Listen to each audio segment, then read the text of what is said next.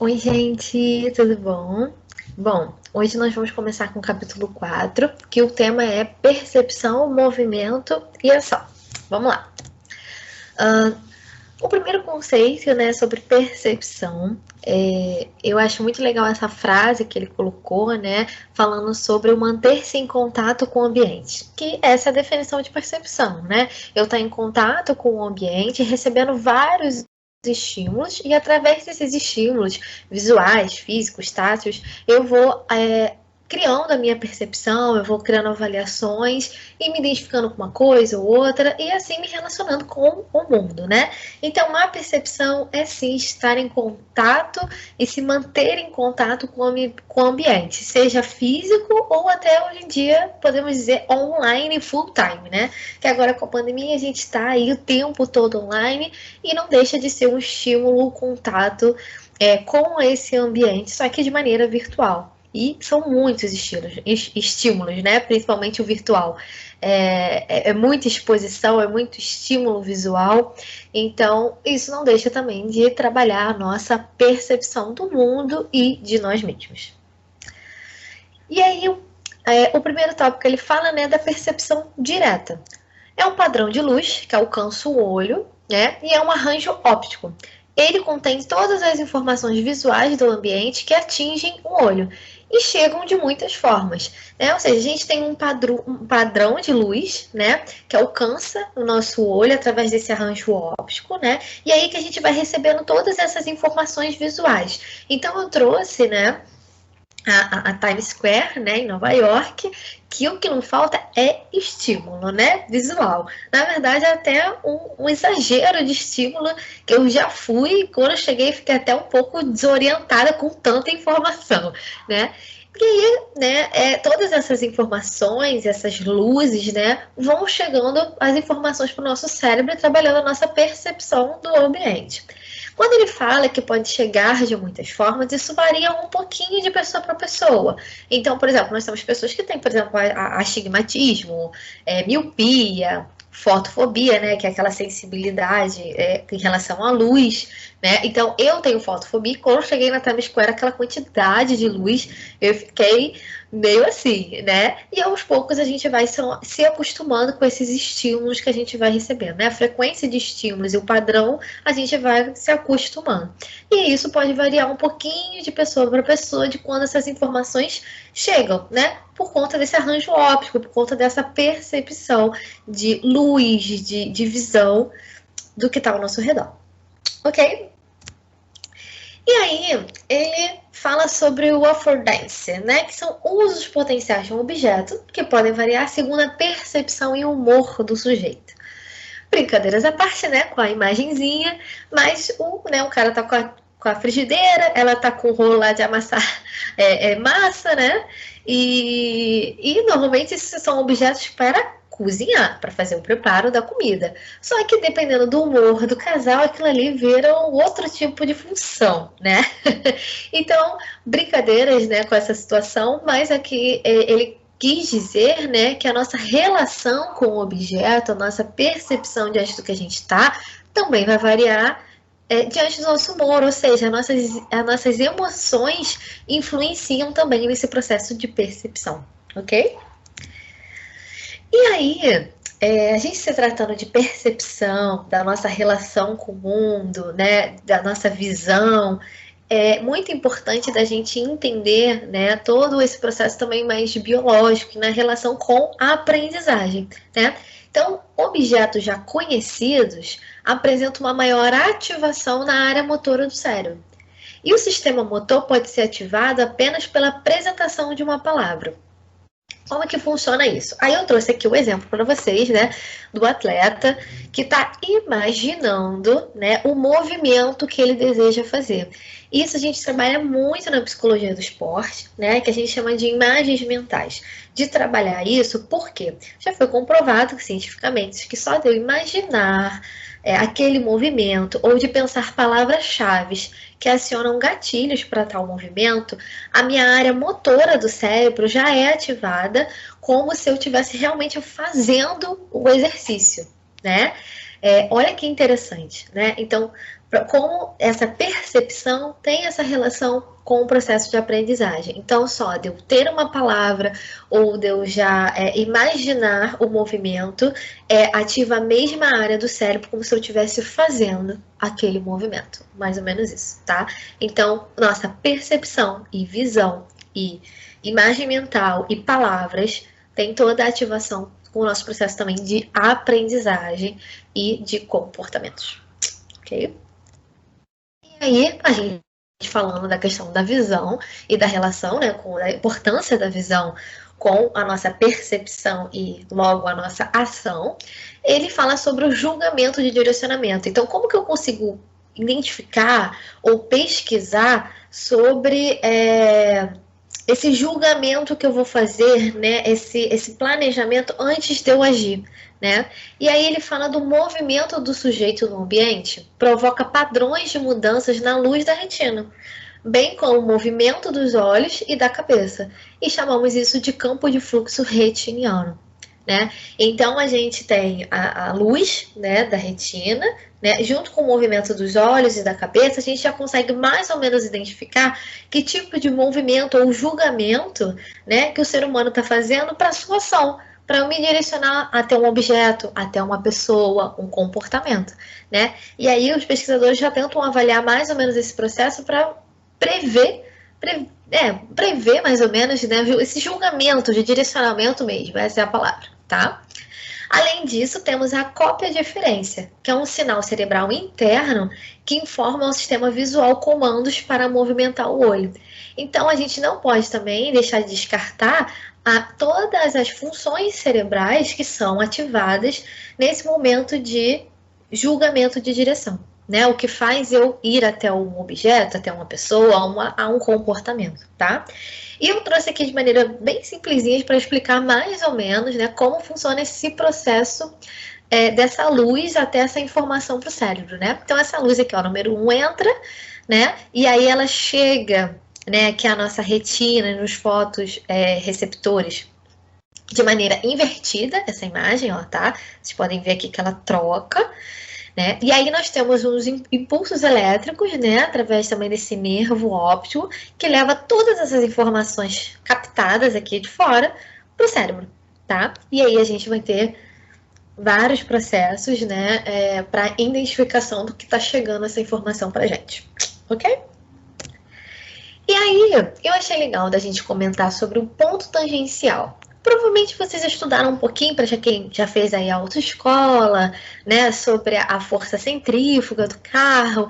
Algumas coisas dessas já são trabalhadas no aluno para ele começar a identificar a percepção dele na direção, né? E aí ele fala que o ponto tangencial é a perspectiva do ponto de uma estrada, por exemplo, no qual a direção de uma margem interna parece se inverter, né? Então a gente está aqui, né, que ele chama de caminho futuro, onde eu desejo ir, né? E eu tô tendo um olhar ativo a esse movimento aqui, ó, da curva. E às vezes quando eu não sei, para quem aí já dirige, quando a gente está dirigindo, a gente até tem uma certa dificuldade, né, quando as curvas são mais contínuas, né, a gente tem uma certa dificuldade de olhar alguns pontos dessa curva e parece até se afunilar ou se inverter, que ele chama, né? Então é importante a gente identificar que até o nosso movimento, né, e a forma que a gente está se direcionando a algum lugar altera a nossa percepção e visão dos pontos, né, do ambiente, ok? E aí ele fala da hipótese, acho que se pronuncia Talbot, acredito que seja isso, que é o tempo para realizar um contato com o objeto é definido pelo tamanho da imagem retiniana por seu índice de expansão, ou seja, variáveis mensuráveis pelo olho. Vou explicar melhor isso. Bom, como a gente está falando, né, de diferenças na percepção, principalmente no processo visual da minha relação com o ambiente, né, eu trouxe o exemplo, por exemplo, de um jogador de futebol americano, né? Então, conforme aquela bola está vindo, né, ela está lá embaixo, ela fica menorzinha e conforme ela vai se aproximando aproximando, essa imagem, na minha visão, vai aumentando.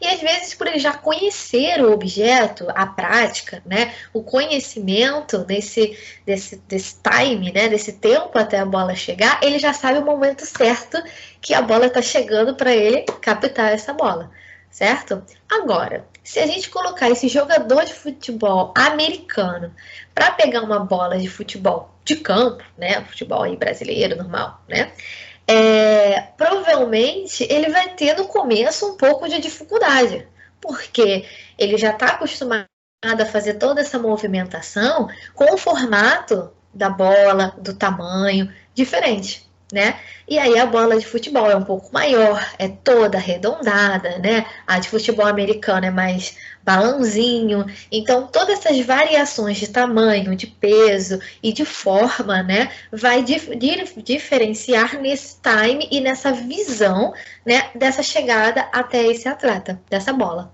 Certo?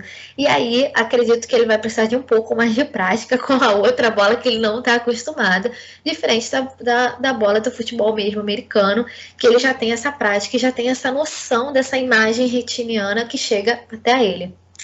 Ok? E aí, a gente está falando de visão, né, da importância da visão e dessa relação com o ambiente. E quando a gente fala de ação e de comportamento, não tem como a gente deixar de falar sobre a questão de planejamento. Automaticamente, quando essas informações visuais chegam ao cérebro, ele já começa a trabalhar as formas de planejamento para eu ter mais controle nas minhas ações, né, para aquilo que eu desejo fazer, né? Então, o sistema de planejamento, ele é realizado antes do start do movimento. Ele vai selecionar o alvo, como esse alvo deve ser pego e calcula o tempo do movimento. Então, acaba sendo um processo mais lento, né? Porque ele tem que imaginar as variáveis, enfim, captar, juntar, né, todas essas informações que ele já tem e que ele possa vir a ter. E o sistema de controle, ele é realizado durante o movimento, né? Então, o objetivo dele, né, acaba sendo movimentos mais precisos, porque ele já está se baseando na visão e daquilo que os processos mentais já planejaram, né, para ter movimentos mais precisos, e ele é influenciado pelas características do objeto, que é aquilo que a gente estava falando lá das bolinhas, né, pelo tamanho, pela forma, e também temos os fatores de humor, né, como a gente disse, emocionais. E acaba sendo um processo mais rápido, porque o quê? É a ação, é o movimento, é o que eu estou fazendo ali na hora, né, então eu já tenho todo o planejamento e vou que vou. Tá? Então, acaba que ele é um pouquinho mais rápido, ok? E aqui, eu trouxe essa imagenzinha aqui do livro, tá? Todas essas imagens que eu colocar aqui, vocês já têm acesso aí nos capítulos do livro, né? Eu achei interessante essas imagens, para a gente entender as áreas do cérebro, né, que são ativadas nesses dois momentos, nesses dois sistemas. E aqui a gente pode ver, ó, o planejamento são os azulzinhos, né? E aqui os branquinhos, né, são do momento de controle, né? E aí a gente pode ver que o controle está aqui, olha, mais na parte de execução, no ajustamento da aprendizagem, já no ajustamento final, né? E já na parte motora mesmo, espacial e de monitoração, né? Na parte de fazer isso tudo funcionar, todo esse planejamento, tá bom? E falando de planejamento, de comportamento, né? A gente não tem como deixar de falar sobre a importância, né, do meio social, né? De como o ser humano ele é um ser social.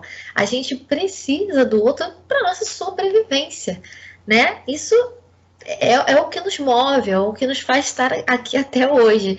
E aí, pesquisas comprovam o quanto a gente tem uma percepção mais sensível ao movimento humano, né? Quanto a gente está mais em alerta, digamos assim, ao movimento humano, porque é parecido com o nosso repertório, né?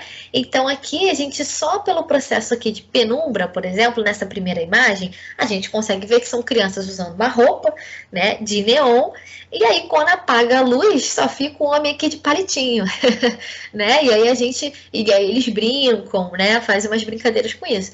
Mas mesmo no processo de penumbra, aqui no escuro, né, a gente consegue identificar que tem uma pessoa ali se movimentando e fazendo os movimentos do ser humano, né? E aqui, nessa segunda figura, é a figura que o livro apresenta, né? Que aí vem o cara, a gente consegue ver o homem, né? Com as bolinhas aqui. E aí, quando apaga a luz, né? A gente só consegue ver os pontinhos de luz que estavam no corpo dele. Mas mesmo assim, a gente consegue ter a nossa percepção que tem um ser humano se movimentando. Então, para a gente ver o quanto o nosso cérebro, né? E quanto a nossa visão, todo o nosso funcionamento, tá tudo muito vinculado e conectado para nossa sobrevivência e nossa relação com o ambiente. Que é o que a gente falou lá no início, né? O manter-se conectado o tempo todo com o ambiente. E aí, para a gente fazer esse processo aí de percepção e de avaliação aí, né, do que a gente vê, ele fala sobre dois processos. O bottom-up, que é a capacidade de perceber estímulos externos de forma mais automática, mais geral, né, digamos até mais instintiva, né? E top-down, que é a capacidade de focalizar nossa atenção segundo o nosso desejo ou vontade, direcionando o nosso foco atencional. E aí eu trouxe essa imagenzinha que tá, provavelmente, né, quem tá vendo, em primeiro momento, a gente vai ver o quê? Dois idosos, né? Um casal de idosos, talvez, um de frente para o outro, né? Então, talvez seria o nosso processo de bottom-up, uma coisa mais automática, né? Mais geral. E aí, depois, quando a gente vai focalizando a nossa atenção, né? A gente vai conseguindo ver que, olha, tem eu não sei se estão dois rapazes ou um casal, um rapaz aqui cantarolando, né, tocando violão, e aqui a gente parece como se fosse um tapete, aqui atrás tem uma pessoa aqui saindo de uma portinha, e aí a gente, quanto mais a gente vai olhando, mais detalhes a gente vai vendo das imagens. Tem várias imagens, né, como essa aí na internet, que às vezes dá até uma bugada no cérebro, porque aí quando a gente depois vê uma coisa, fica difícil de desver, né? Então, esses são os processos de bottom-up e de top-down, ok? E o top-down, lembrando que está muito influenciado também para aquilo que nos chama mais atenção, aquilo que a minha vontade, esse desejo, tem essa certa manipulação nesse processo, ok? E aí, quando a gente está falando disso, né, da minha percepção, né, dos movimentos corporais, das expressões faciais e do meu foco de atenção vai mais direcionado àquilo que me chama mais atenção, o que está relacionado às minhas vontades, o livro aponta, né, sobre as específicas áreas do cérebro, né, que estão ligadas a cada processo desse. Então, aqui, ó, objetivos e intenções, aqui no verdinho, objetivos cinemáticos, né, outros tipos de objetivos, integração, ações e intenções, a forma do corpo, o movimento. Então, cada área do cérebro, né, tá aqui explicadinho tudo aqui embaixo, né, cada área, né, relacionado, né, a essa percepção do outro, do mundo, do movimento, né. Então, ele fala da importância da percepção dos movimentos corporais e expressões faciais como forma de informações sociais e emocionais, né? Ou seja, o ser humano é mais sensível à observação de movimentos que se assemelham ao nosso repertório de ações, né? Ou seja, se eu tenho um repertório, né, um padrão de repertório, automaticamente eu já fico mais sensível a essa observação de movimentos. E eu vou dar um exemplo aqui aleatório para talvez ajudar a fixar um pouco, né? Por exemplo, eu nunca andei de moto, sempre andei de carro, e aí de repente resolvi tirar a carteira de moto e vou comprar uma moto. A partir desse momento que eu estou à busca de uma moto, ou que eu já comprei a minha moto, por exemplo, eu passo a reparar muito mais nas motos andando no trânsito do que antes. Antes era uma coisa que passava, ok, nem chamava minha atenção, nem tinha percebido que tinha passado. E aí eu começo a reparar nos tipos no modelo de moto, né, o tamanho, enfim, o preço da gasolina da moto. Então, o nosso foco atencional diante daquilo que eu também já me relaciono vai alterando e mudando a minha percepção que eu vejo aquilo, ok? E aí, falando dessa percepção do outro, a importância do reconhecimento facial e dos comportamentos. Então, eu trouxe o famoso Mr. Bean aqui, né? Ou temos o Charlie Chaplin também, outras peças aí incríveis que a gente tem aí no mundo da arte, que ele não fala uma palavra em momento nenhum do filme ou das séries dele, mas a gente consegue entender perfeitamente o que ele está querendo dizer, as emoções dele, o quanto é engraçado, ou seja, né, tem um tom de comédia em todo o comportamento e expressão facial, mesmo ele sem falar nada, né? E eu trouxe esse joguinho, né, que a gente costuma nos atendimentos infantis trabalhar muito, a psicoeducação das emoções, né? E a importância disso, principalmente para crianças, de entenderem como as emoções funcionam. Apesar de que na minha clínica eu trabalho muito isso com adultos também, que não foram ensinados na infância, né? E aí a gente trabalha ó, a expressão dos olhos, da boca, né? Alguns ruguinhas, talvez, né? Movimentos que a gente faz no próprio rosto, para a identificação dessas emoções, né? E é muito legal também que a gente trabalhe isso principalmente até com crianças autistas, né? Porque já foi comprovado que algumas áreas do cérebro do autista que trabalham com essa parte de identificação facial têm um prejuízo. Então, isso óbvio, a gente já sabe que os transtornos de espectro autista têm uma dificuldade com a relação social, né? Mas diante de vários aspectos, mas esse é um deles, né? A dificuldade dessa percepção de reconhecimento facial e dos comportamentos. E aí, falando de visão, ação, comportamento, expressão corporal, a gente precisa falar do sistema de neurônios de espelho, né? Esses neurônios são ativados quando o outro realiza a mesma ação. Eles se encontram mais no giro frontal inferior e lobo parietal inferior. Vou explicar melhor isso aí. Então, vamos lá. Eu trouxe esse exemplo, né, do futebol. Como eu disse, eu vou trazer vários exemplos aqui, como vocês podem ver, né, vários exemplos do esporte, que eu acho que fica mais fácil a gente identificar esse processo. Hoje a gente já consegue, né, a complexidade dos sistemas neurônio-espelho, né? O goleiro, por determinados movimentos do corpo, do pé, dos braços, né, da cabeça que o jogador faz, o goleiro já consegue mais ou menos, né? Claro que sempre tem umas pegadinhas, mais ou menos prever que tipo de movimento que esse jogador vai fazer e mais ou menos calcular em que movimento a bola vai fazer para, óbvio, ele impedir que esse gol seja feito, né? E isso trabalha muito na área dos sistemas de neurônio espelho, né? A minha percepção do corpo humano, né? E do objetivo que ele tenta, no caso aqui é o gol, né? E aí o goleiro já consegue identificar, né? Mais ou menos, diante dessa posição do comportamento do corpo, a posição do pé, imaginar onde essa bola vai chegar, né? Ou seja, esses neurônios já são ativados, né? Já imaginando que o outro realize essa mesma ação, né?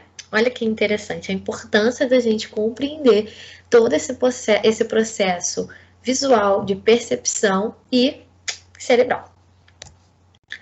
E aí, falando de visão, percepção e a minha avaliação das situações, né? Trouxe alguns tipos de cegueiras, né? Que ele usa esse nome, mas não necessariamente a cegueira que a pessoa é cega, né? Na verdade, é a nossa percepção mesmo com o ambiente que traz uma certa cegueira para algumas situações, né? Então, primeiro, cegueira é mudança. Fale em detectar várias mudanças no ambiente visual. Então, eu trouxe aqui um exemplo, né? De uma sala de aula. Então, às vezes, se eu mudo aqui o relógio, ou se eu mudo um quadrinho aqui de lugar, ou eu tiro aqui ó, um troféuzinho e boto em outro lugar, Pode acontecer, né, de ninguém nem reparar que aquilo não está mais ali ou que mudou de posição. Às vezes alguém vai falar, ué, tem alguma coisa aqui diferente, mas eu não sei o que, né? E aí, às vezes, essa falha em detectar algumas mudanças no seu ambiente visual acontece. Cegueira por desatenção. Falha em detectar um objeto inesperado aparecendo, pois se apresentam vários outros estímulos que prendem a nossa atenção. Então, por exemplo, os truques de mágica. Tem vários outros tipos de estímulos que se apresentam ali na situação para mudar a nossa visão, né, nosso foco de atenção para outros lugares e a gente não perceber os truques de mágica, né? E aí, às vezes, por exemplo, tem uma... Sempre não costuma ser uma mulher, né, que fica ali como coautor ali do mágico, né, como ajudante dele, e aquela mulher também normalmente é um foco de distração para a gente não ver os truques de mágica ou algum objeto que é inserido na cena para realizar toda a mágica em si, né? Então, isso é a cegueira por desatenção. E a cegueira para a cegueira da mudança, tá? E aí eu botei essa cena aqui, né, do clássico Harry Potter, e aí às vezes é a mesma cena, olha, ele dormindo e logo depois já acordando com blusas diferentes, né? E aí às vezes isso passa despercebido pra gente, né? A gente nem percebeu que mudou a blusa, porque a gente tem o uso de processos de top-down para preencher as colunas, ou seja, a gente vai mais pelo nosso foco de atenção, a nossa atenção ali é a cena, é a emoção da cena, é o momento, e a blusa vai ser o que a gente menos vai reparar, né? E além disso também tem um processo de memória, né? De uma cena para outra, eu memorizar o que tinha na outra cena para a mudança dessa cena, né? Então, isso acaba, essa mudança, a gente tem umas certas cegueiras para uns errinhos de gravação. E a cegueira facial, né? Que é a incapacidade, né, de percepção de reconhecer faces ou rostos. Então, tem casos de pessoas que às vezes não reconhecem a própria esposa, né, ou filhos, e tem essa dificuldade mesmo nessa percepção, né, facial, tá? Bom, gente, é isso. Espero que vocês tenham gostado, né? E estou aí disponível para todas as dúvidas, bate-papos e vamos trocar aí muitas ideias. Um beijo grande.